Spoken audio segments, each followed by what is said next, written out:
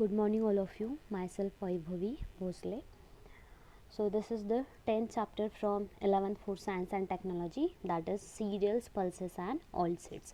So, what points we are going to cover in this chapter? That is, first one, composition and nutritional values of cereals. Next, that is value added products from cereals. Third point, that is principle involved in cereals cookery. Fourth one, that is composition and nutritional values of pulses. Fifth point is that processing of legumes and pulses. So how we are going to process legumes and pulses, that we are going to see in this point. And sixth point is that uses of pulses in cookery. Okay, so how we use pulses in our kitchen, so we are going to see that in sixth point. Seventh point is about anti-nutritional factors of pulses and their elimination. So lot of anti-nutritional factors are present into the pulses. So how we are going to inhibit or stop the uh, side effects of anti-nutritional factors in pulses, we are going to see that into the 7 points. Next, that is composition and nutritional values of oilseeds. So whatever oil we consume with our food or we use for preparation of various foods, that is extracted from oil seeds. So we are going to see the nutritional values of such oil seeds and uses of oil seeds and nuts in cookery. Okay, so total 9 points are in this 10th chapter, so we are going to say it one by one. So let's start with cereals. So first point is cereals. So what is cereals? So cereals are a rich source of starch and are obtained mainly from seeds of grass family. Okay, so nowadays or in our day to day life, we consume cereals in very large amount. Mainly in India, our staple food is chapati and bhaji. So whatever chapati is made from, it is made from wheat, or we also consume bhakri, which is made up of jowar. So that is our staple food, and it is mainly consist of cereals, that is wheat or jowar or bajra. Okay, so cereals are classified into two groups, namely major and minor. So major means fine, which are major is major cereals are the cereals which we consume in very large amount, and minor, or you can also call it as a coarse cereal, that are consumed by very small amount. Okay, so here is one table, that is table 10.1. in that classification of cereals is given. There are mainly two groups, that is major cereals, and second one, that is the minor cereals. So firstly we are going to see about the major cereals. So in this there is English name and common name of that particular cereals. First one, that is wheat, normally we call it as a gahu. Second one, that is rice, we are going to call it as a tandoor or chawal. And third one, that is maize, that is makka. Okay, so all of you eat cooked or that is steamed or roasted corn. Okay, so that is maize. And second one, that is minor cereals, English name and common name. First one, that is pearl millet, we commonly call it as a bajra. Second one, that is sorghum, that is jowar. Finger millets, that is ragi. And barley, that is jaw. Okay, so these are the classification of cereals. So coarse cereals are also known as millets. Okay, so cereals are major staple food in Indian diet. I have already told you that. So these are relatively inexpensive and are cheapest source of energy. Cereals, especially millets, are easy to grow and have a high keeping quality and satiety values. Okay, so we can keep it for longer time, for 1 to 2 years. Okay, so for that we have to store it very properly, and proper precautions we should take. Okay, so for that, do by taking precautions we can keep it for longer time. And that is second point is they also uh, provides satiety value. Then what is meant by satiety values? Then after consuming some food we feel that our stomach is full, okay, and we stop eating, so that is the satiety values. It means we feel like our stomach is full and there is no need to consume more than that, so that is the satiety value. Cereals are mainly used as flours, and a wide variety of cereals are processed into breakfast foods and ready to eat snacks. So these are the products which were or which are we manufacture from cereals by processing it into different products. Okay, so whatever the products which are based on cereals or produced by cereals we are going to see in further lecture. Okay, so here in the box of do you know what is given, we are going to see that. So the word cereal is derived from the Greek word that is Ceres, which means goddess of agriculture. Okay, so normally in Marathi we are going to call it as a Dhanya Devata. Okay, so what is the fertility of soil or the ability of soil to grow the grains from it, that is the goddess of agriculture. Okay, so here is the one diagram in that you are able to see the Greek goddess of agriculture, that is the Dhanya Devata. So in Roman name is that is Ceres. Greek name in Greek it means Demeter, domain goddess of grain or fertility. Okay, so that is Dhanya Devata, or whatever the ability of soil to grow different grains from it, that is Supikta in Marathi. And the symbol of Ceres is torch or corn, wheat. Okay, so this is the Ceres, that is Greek goddess of agriculture. So now we are going to move towards the first point, that is composition and nutritional values of cereals. So first one, or first nutrient, that is carbohydrate. Okay, so cereals contains about 65 to 75% carbohydrate.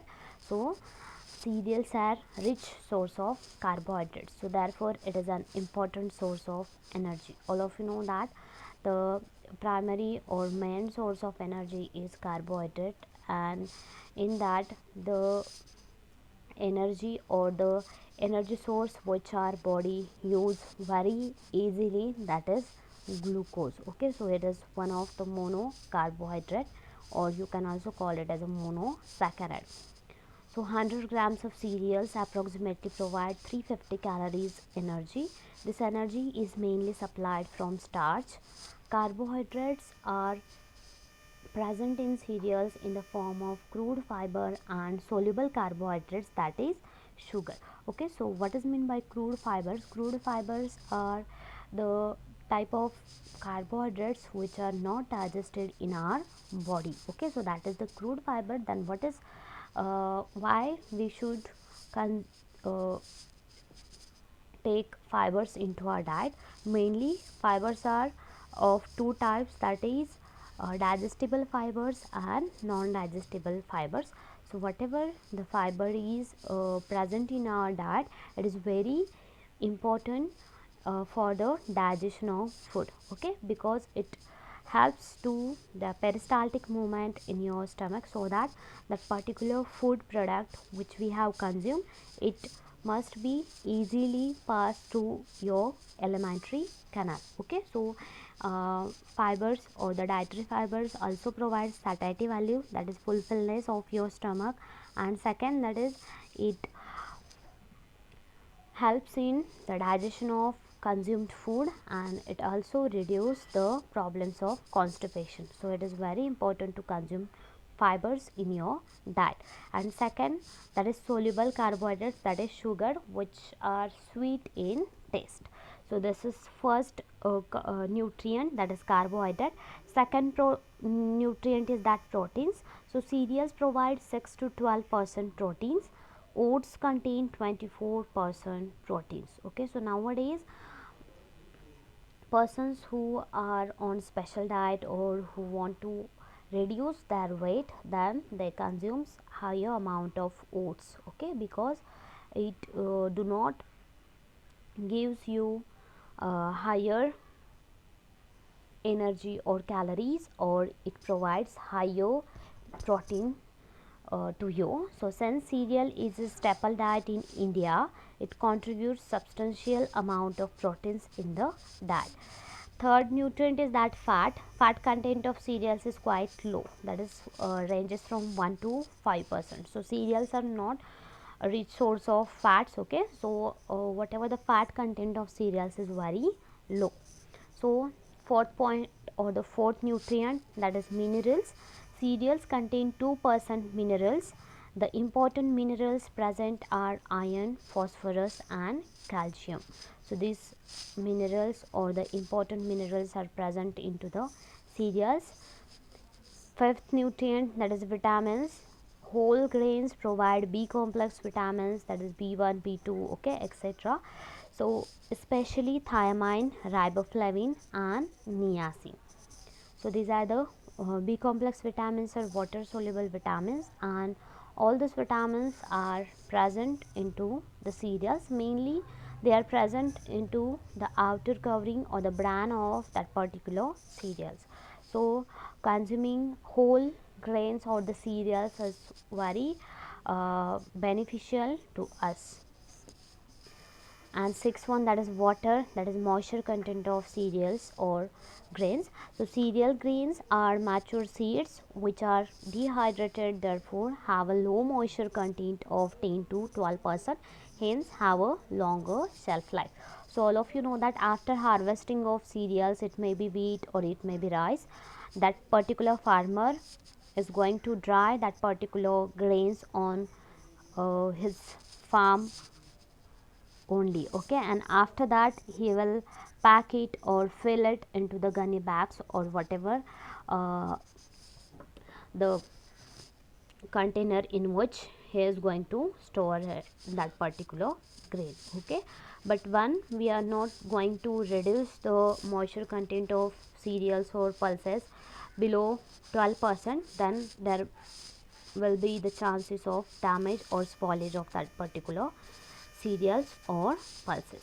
So nutritive values of cereals and cereal products, okay. So here are a lot of products of cereals are given, okay, in this table. So go through it.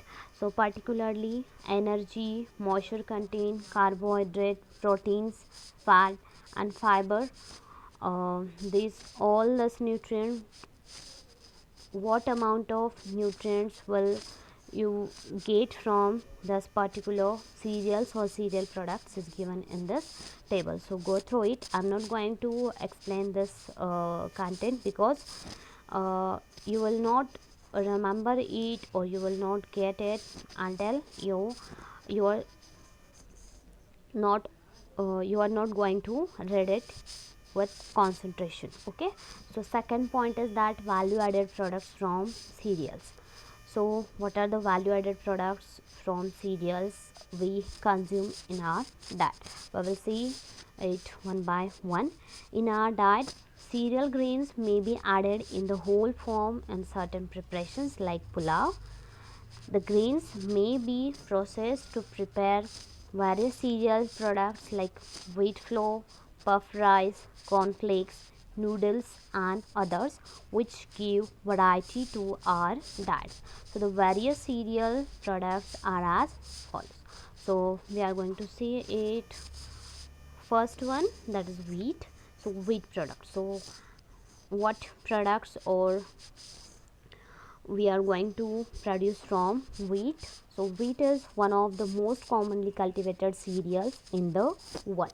So whatever chapati we eat in our daily uh, diet, it is made up of wheat flour, okay.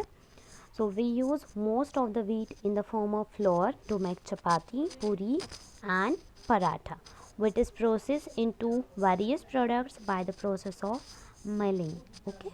So whatever the different products of wheat, we are going to see it.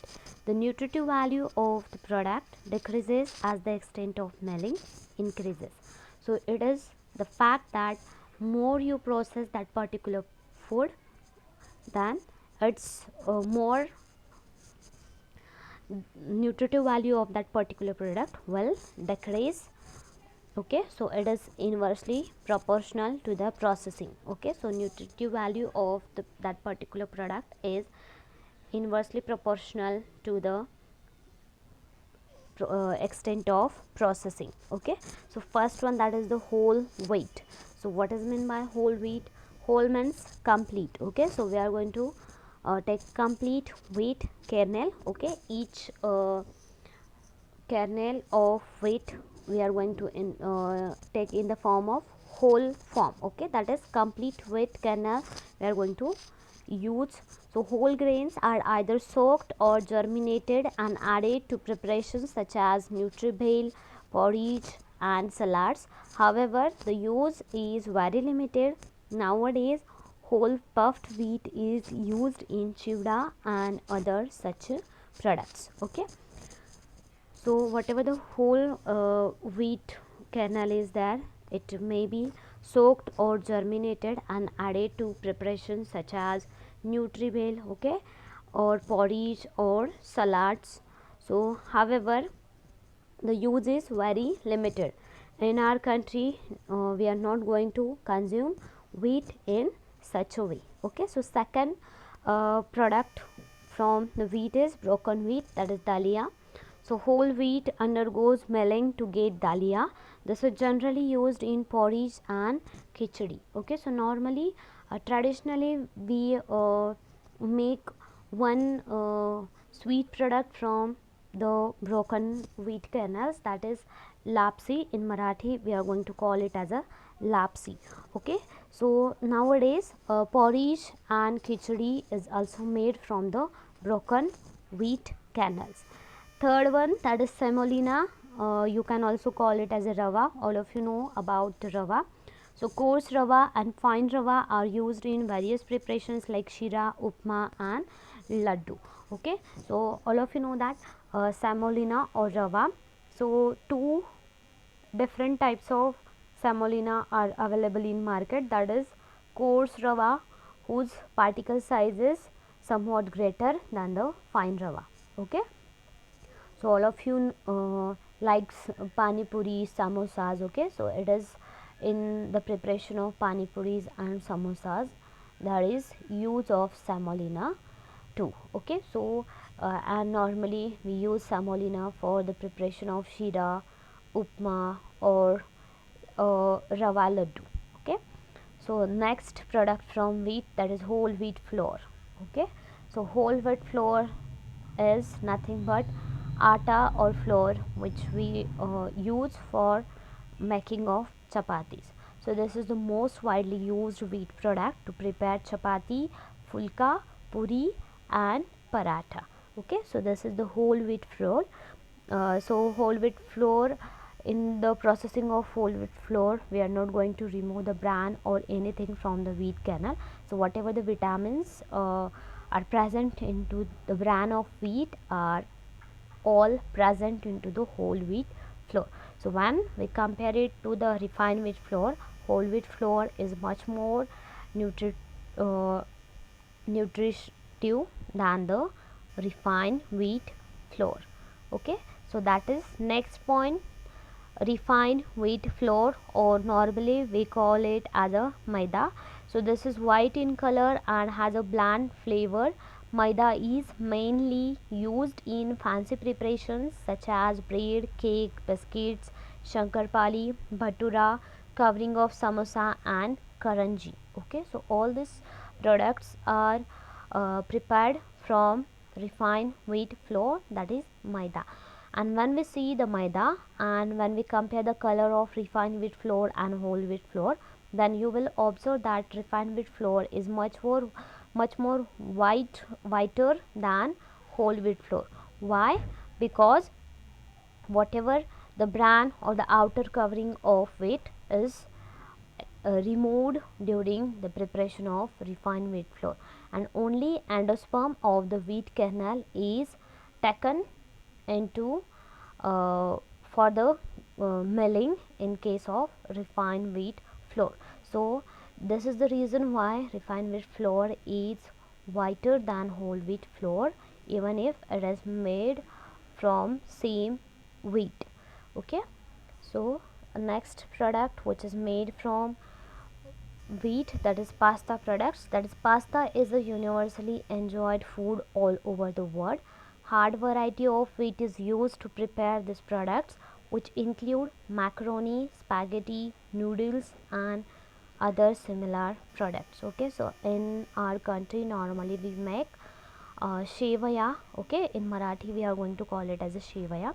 So all these are similar products like shevaya. So the main steps of pasta production are, so what are the main steps during the preparation or production of pastas? So first one, that is selection of raw material. So it is usually made from durum wheat or flour of other grains and cereals. So durum wheat is mainly used for the production of pasta products. Okay, so you have to remember that the pasta products are made from durum wheats. Okay, so next, that is dough mixing. So flour is mixed with water. It is important that water is evenly distributed into the dough to be well absorbed by starch granules and allowed gluten net formation, which will give structure of pasta. During dough mixing, following points should be kept in your mind. Okay, so what is meant by gluten net? Okay, so gluten is a principal protein of wheat, and whatever the structure of pasta or bread or cakes, it is mainly due to the gluten network of that particular wheat dough. Okay, so during dough mixing, which points we should have to keep in our mind? That is, first one, that is amount of water, and second one, that is temperature of water. Okay, so this plays very important role. Third point is that dough extrusion. So the dough is transferred into a cylinder, the lower end of which is fitted with special disc with different shaped openings like round, star, shell, spiral and bow. Okay, so what is meant by extrusion? So extruder is one equipment. By using that particular equipment, you are able to convert that particular dough into different shapes. Okay, so different shapes of die are available for extruder, and by with that specific die you are able to convert that particular dough into different size or shapes. So these give a desirable size and shape to the products. The dough is forced through the openings by applying high pressure so that the product obtained is in various shapes according to the disc used. Cutting blades cut the different shaped strands to desired length. So whatever the length of that particular pasta products is required, it is adjusted with the help of the cutter, and at that particular length that pasta products will be cutted into with the help of cutting blades. So here is one flow sheet, that is wheat and its products formed during milling. So first one, that is whole wheat. It is milled broken wheat. Okay, so whenever we mill the whole wheat, then it will be converted into the broken wheat. We can also call it as a dalia. And after again when we mill the broken wheat, then it will be converted into the semolina, that is rava. And when we continue milling, then it will be converted into the whole wheat flour. After that, when we continue milling, then it will be converted into the refined wheat flour. Okay, so this is the flow sheet for wheat and its various products formed during milling of wheat. So after that, drying, it is a crucial part of the process for production of high quality pasta. products. So as we extrude that particular pasta products, after extrusion we have to dry it properly so that the moisture content will be reduced at appropriate content. Okay, so next step is packaging. So after drying, pasta is cooled, cut and packed in suitable packaging material. Okay, so here is one diagram in which you are able to see the extruded products or the pasta which is coming out from the extruder or the die of the extruder. Okay, so here is hand extruder is here, so you are able to see that hand extruder. So pasta making machine, that is the extruder. Okay, so steps in pasta production. Here one flow sheet is given. So first one, that is selection of raw material, second that is dough mixing, third one that is dough extrusion, fourth one that is drying, and fifth one that is packaging. So these are the steps in pasta production. So in Do You Know box, there is pasta is a staple Italian food. So whatever the pasta or noodles, it is a staple Italian food. It means it is consumed in larger amounts in Italy. Okay, so as we eat chapati, bhaji and bhakri in our staple diet, Italian peoples consume noodles, pasta as their staple diet. So according to the length and shape, pasta products are named as follows. So first one, that is macaroni, usually in shell and tube form. Okay, so whatever the pasta products are there, there are different varieties of pasta products on the basis of their size, shape, okay, and the length of that particular pasta. So macaroni, that is usually in shell and tube form. Second, that is lasagna, flat strips about 2 to 3 inch wide. Spaghetti, thin round strands, tube or rod shaped. Fettuccine, flat strips about 1 by 4th inch wide. Vermicelli, that is traditional Indian product, thin, round and string type. In Marathi we are going to call it as a shevya. So made in same way as pasta. It may be handmade or machine made. In our India or in our country, lot of women are going to make this vermicelli by their hand only. Okay, so that are the handmade vermicellis. Or nowadays a lot of extruders are also used for the preparation of vermicelli. So it is used for making kheer, shira and upma. So here is one diagram. In that you are able to see the different shapes of or the different die of extruder. With the help of that you are able to produce different pasta products. Okay, so let's discuss what is a die in pasta production. So die is a mold or shape through which pasta dough is passed and gets converted into the desired shape of die. So in our whenever we are going to make shevaya, then we have a small hand extruder and we have different plates with different shapes or holes into that. Okay, so that are nothing but the die. Okay, so whenever we use a large extruder on industrial scale, then we are going to call that plates as a die. Okay, so here is diagram of die, and in this diagram you are able to see the different types of die. You can also call it as a mold or shapes. So second one, that is second type or the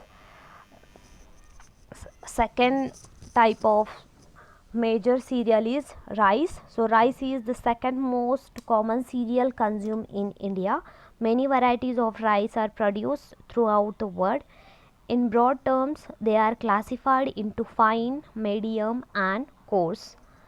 So rice is marketed in different forms like brown rice, unpolished rice, polished rice, parboiled rice, flaked rice and puffed rice. Okay, so rice has to undergo certain processing like milling to obtain this different forms. So we are going to see all these products of rice one by one.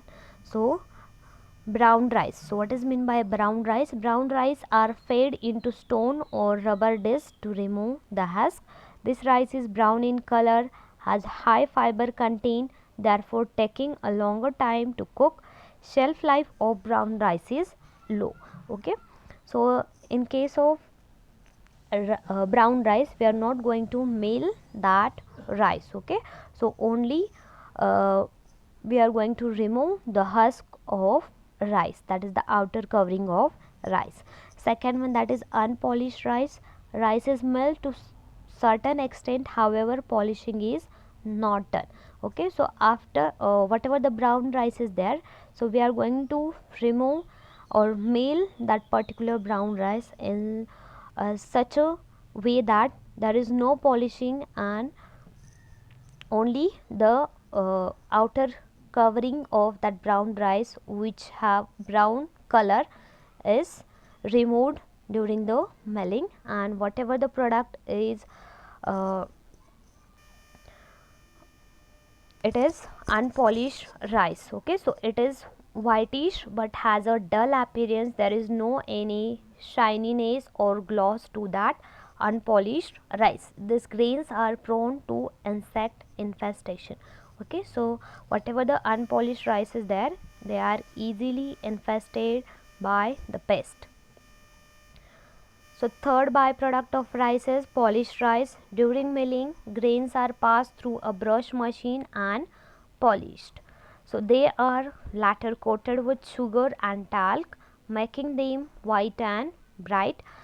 So polished rice is most commonly used rice because of its appearance and typical flavor according to its variety. For example, basmati rice. Okay, so whenever you go to buy rice in market, then you will see a one special gloss or shininess is present onto the rice kernel. It is due to the polishing of rice, and as there is higher extent of polishing to the rice kernel, then there will be the higher loss of nutrients from that rice kernel. Okay, so polished rice is most commonly used rice because of its appearance, but it is very good to appearance. We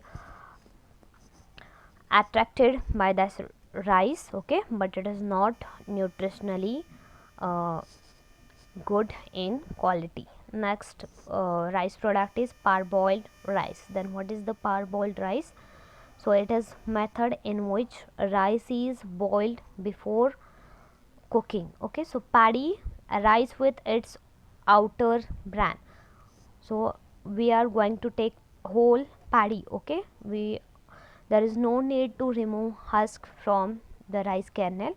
So complete paddy is taken and it is soaked in water for a few hours, and after soaking for few hours it is steamed for a few minutes and dried. Parboiled rice has a better nutritive value compared to normal rice. Why parboiled rice is better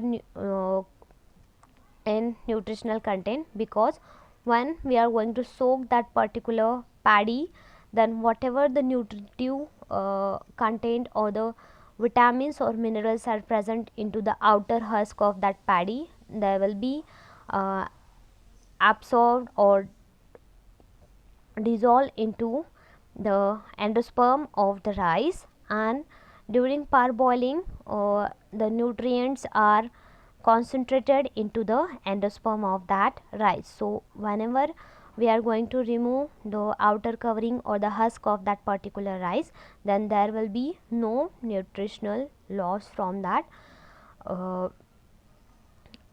rice kernel. Okay, or whatever the loss nutrient loss is there, it is reduced. Okay, so Its cooking time is less as it is partially boiled and starch is partially gelatinized. It has a typical flavor and is suitable for fermented products like idli, dosas, etc.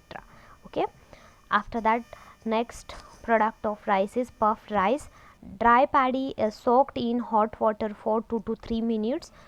The water is drained off and grains are roasted. Due to heat, water is converted to steam, resulting in puffing of rice of the rice grain. Puffed rice is very light and easy to digest.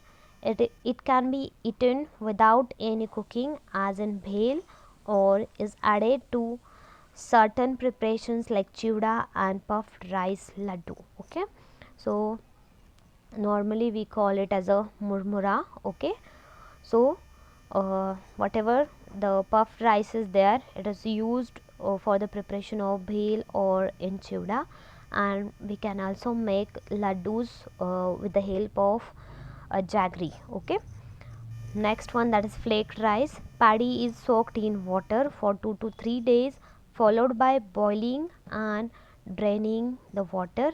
The grains are heated and passed through rollers to flatten them, that is flaking. Okay, so flaked rice is rich in B complex vitamins and iron. Why?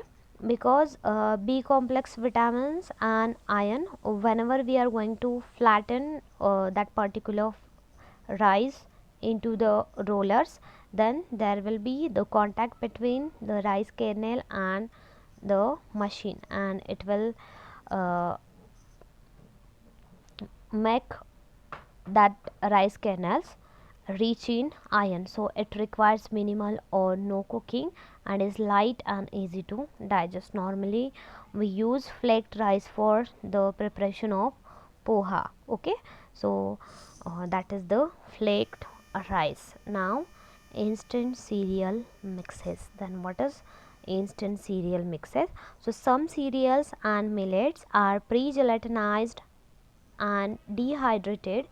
Other ingredients like vegetables, spices, preservatives, enzymes, acids and leavening, coloring and flavoring agents are added to prepare instant mixes. Okay, so for the preparation of instant cereal mixes, some cereals and millets are pre-gelatinized, okay, and dehydrated.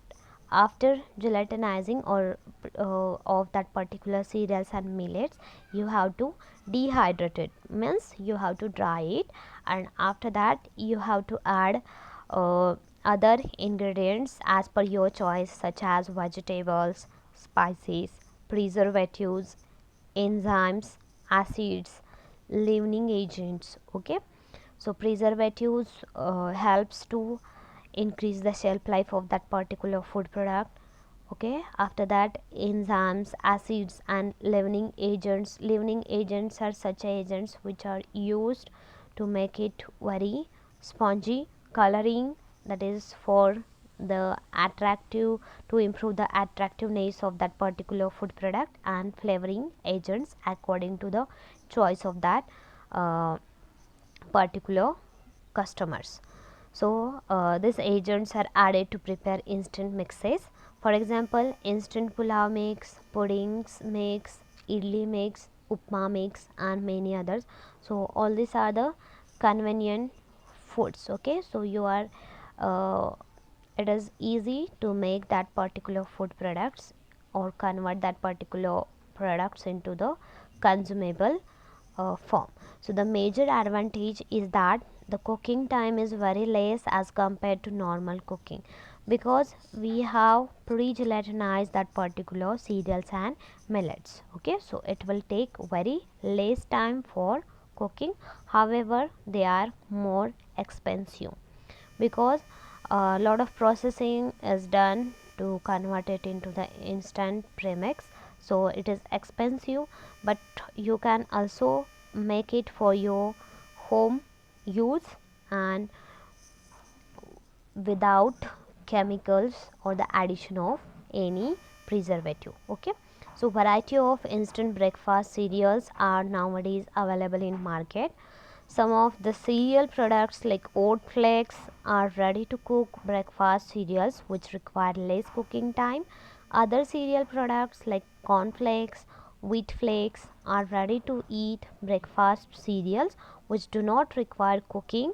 And this breakfast cereals, other ingredients like sugar, honey, dry fruits, chocolate, fruit puree may be added to bring variety and make it more nutritious. Okay, so these are the instant premixes. So here is the diagram of masala oats, and here under there is the diagram of instant cereal mix. Okay, so you can make it in your home also. Next point is that principles involved in cereals cookery.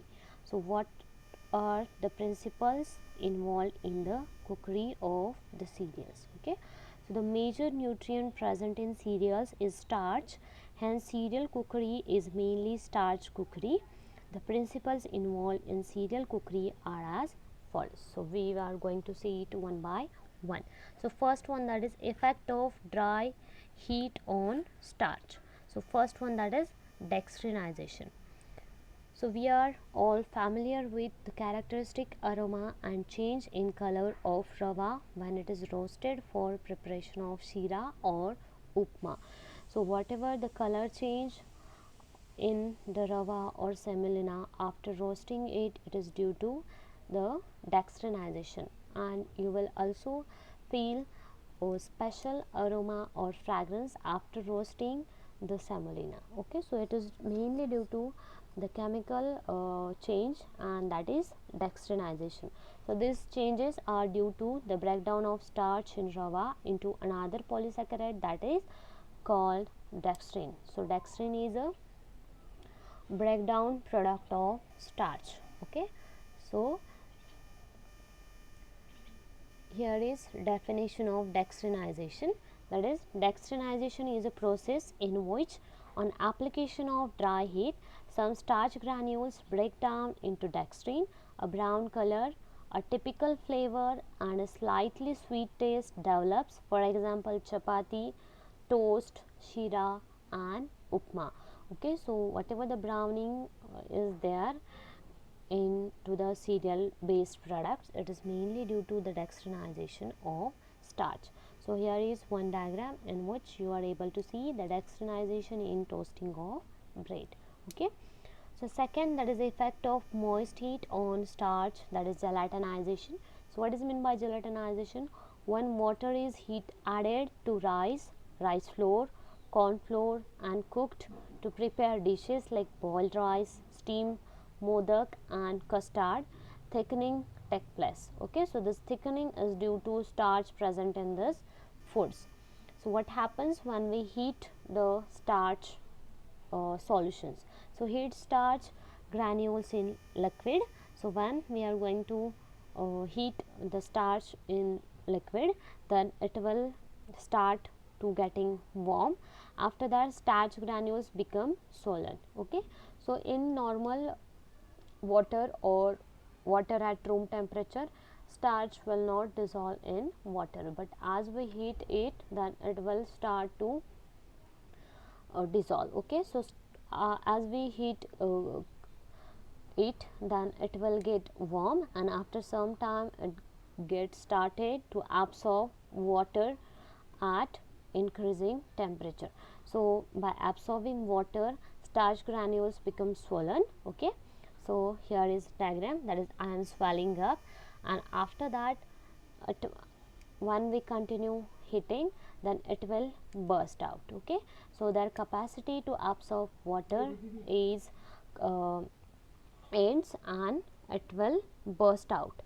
After that, when we heat, then it didn't we do well. Okay, so what he tells or it tells that after bursting, whatever the component of present into that particular starch granules, it will burst out, came out into the liquid, and that liquid get gelatinized. Okay, so this is the complete process of gelatinization. So what is the definition of gelatinization? So gelatinization is a process by which starch granules, when heated in water, absorb water and swell up, making the solution thick and translucent. Okay, so this is the gelatinization of starch. Third one, that is identity of grain. So how we are going to identify particular grains? So in many cereals preparations like pulao, biryani, upma, shira and the palatability is more if the cereal grains or particles do not stick to one another and remain separate. This is called maintaining of identity of grain. Okay, so identity of grain means what? Whenever we are going to mix that particular cereals in some products, then they are or we should have to cook that particular cereals or grains in such a way that we are able to identify that particular cereals after cooking. Okay, so that there is no pasty consistency of cereal grains, so that their palatability or acceptability is more. Okay, so this is the identity of grains. After that, gluten formation. I have already told you that principal protein which is present in grain or wheat. Okay, so principal protein of wheat is gluten. So wheat protein has two important constituents, namely glutenin and gliadin. When water is added to wheat flour, kneaded and manipulated, glutenin and gliadin form a three-dimensional network called the gluten network. Okay, so these are two proteins, that is glutenin and gliadin, and these are the component of gluten protein. Okay, so when we add water into the wheat flour and knead it, apply force to that particular dough, then there will be the formation of gluten network with the help of glutenin and gliadin. Okay, so the network of this two, glutenin and gliadin, is called as a gluten network, and it is a special characteristic of wheat flour. So this mesh-like network holds starch granules, air bubbles and water.